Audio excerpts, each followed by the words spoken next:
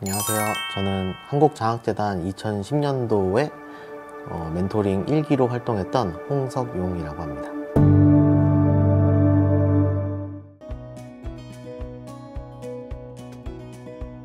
지금은 카카오에서 클라우드 플랫폼 개발자로 일하고 있고요. 저희 회사에서는 직급이 없고 영어 호칭을 사용하고 있어서요. 회사에서는 데니스라고 불리고 있습니다.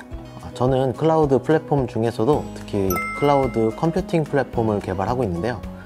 일반적으로 이제 클라우드라고 생각을 하시면 흔히들 톡 서랍이나 구글 드라이브 같은 클라우드 스토리지 서비스를 많이 생각을 하십니다. 그런데 이제 저는 클라우드 스토리지가 아닌 클라우드 컴퓨팅 플랫폼을 개발하고 있는데요.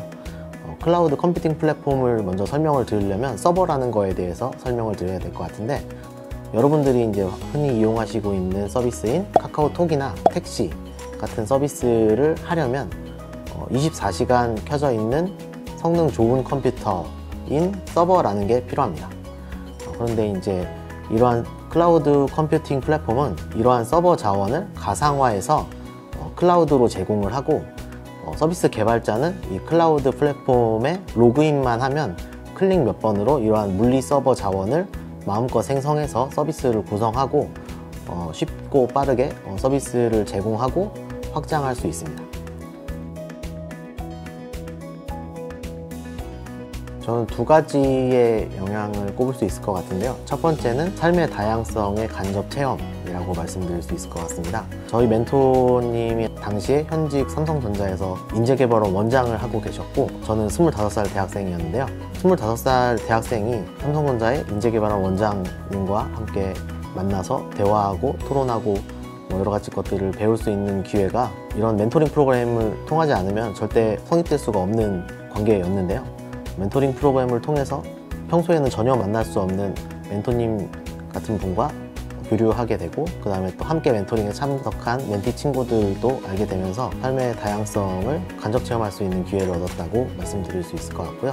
그리고 두 번째로는 지속적인 커뮤니티를 얻었다는 점을 말씀드리고 싶습니다. 저희 멘토링 같은 경우에는 멘토님이 멘토링을 끝난 이후에도 지속적으로 연락을 하고 있거든요. 그래서 지금 단톡방에서 한 150명 정도의 멘티들이 모여서 꾸준히 소통을 하고 있고, 코로나 이전에는 매년 송년회도 같이 하고 평소에도 연락을 주고받으면서 지속적으로 교류를 하고 있습니다. 저는 고라는 언어에서 덕 타이핑 샘플 코드로 구현한 이 코드를 통해서 저를 잘 나타낼 수 있다고 생각을 하는데요. 덕 타이핑이란 인스턴스의 실제 타입은 고려하지 않고 구현된 메소드만 가지고 타입을 판단하겠다라는 개념으로서 어떤 타입이 들어오든지 유연하게 코드를 짤 수 있게 해주는 기술입니다. 제가 멘토링을 통해서 얻었던 것들은 다양한 사람들과의 교류와 협업 경험을 통해서 어떤 문제 해결이나 협업의 유연성을 길렀다고 생각을 하거든요. 그리고 실제 이제 현업에서 업무를 하면서도 이러한 점들이 가장 큰 도움이 됐다고 생각을 합니다. 개발자 컨퍼런스나 기술 컨퍼런스에서 받았던 네임택들을 모아온 것들을 준비해 왔는데요. 이것들이 이제 제 개인적으로 가장 의미 있는 물건들이라고 생각해서 가져오게 되었습니다. 제가 가져온 이제 네임택들을 보시면 처음에 이제 주니어 개발자 시절에는 컨퍼런스를 참관하는 사람의 입장으로서 이제 참관 티켓들이나 네임택들을 볼 수가 있는데요. 이것들이 이제 점차 연차가 쌓이고 제가 이제 기술 컨퍼런스나 커뮤니티에 적극적으로 참여하게 되면서 참관자가 아닌 이제 스피커로서 발표도 하게 되고 하면서 매년 꾸준히 모아왔던 이 네임택들이 제가 개발자로서의 역량을 쌓아왔던 저의 어떤 역사의 징표라고 생각을 해서 이거를 갖고 오게 되었습니다. 5년 후에 저의 목표는 글로벌 규모의 서비스를 제가 만든 클라우드 플랫폼 위에서 안정적으로 서비스할 수 있는 그런 글로벌 규모의 클라우드 플랫폼을 제공하는 것이 저의 목표입니다. 10년 뒤에는 새로운 문화를 창조할 수 있는 서비스를 개발해보고 싶은 생각이 있습니다. 제 인생의 목표가 문화를 창조하는 사람이 되자였거든요. 그리고 저는 이제 개발자니까 기술로서 문화를 창조하는 사람이 되고 싶습니다. 그래서 어떤 새로운 서비스로 인해서 예를 들면 여러분들이 뭐 지하철에서 친구들과 카톡을 주고받는다든지 아니면 길에서 카카오 택시 앱을 통해 갖고 택시를 불러서 택시를 탄다든지 뭐 이런 것들이 10년 전, 20년 전에는 없었던 문화잖아요.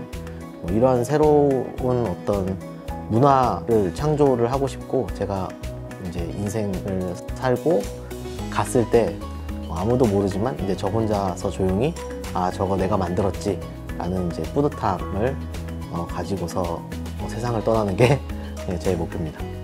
30년 뒤에는 아마 제가 은퇴를 할 것 같은데요. 그때는 한국 사회가 굉장히 고령화되어 있을 겁니다.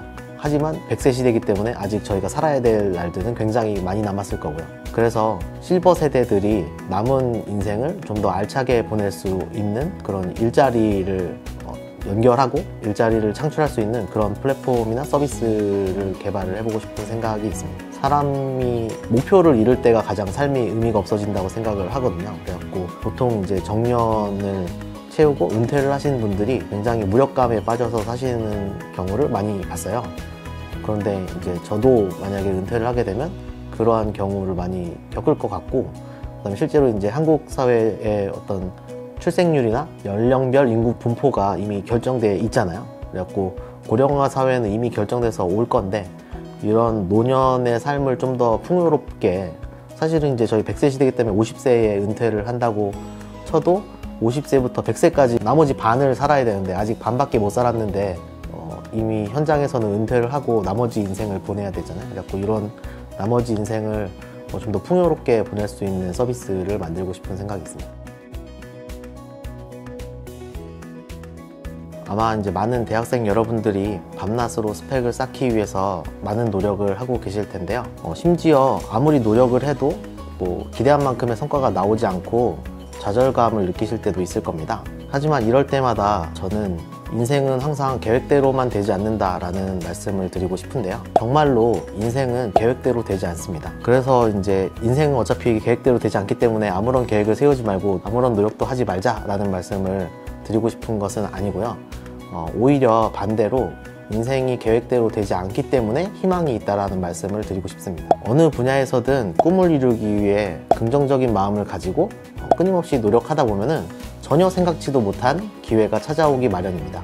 저도 아직 인생을 오래 살지 않았기 때문에 인생을 다 알지 못하지만 계획대로 되지 않음을 즐기면서 사시길 추천드립니다. 치밀한 계획을 세우면서 스트레스 받기보다는 이 불확실함 속에서 희망을 찾아보시면 어떨까 합니다. 이번 멘토링을 통해서 이제 새롭게 알게 된 멘토님과 여러 멘티분들과의 인연을 꾸준히 이어가셔서 저처럼 12년이 지난 뒤에도 꾸준히 연락하시고 좀 더 풍요롭고 다양한 삶을 살 수 있는 성장의 계기로 삼으셨으면 좋겠습니다.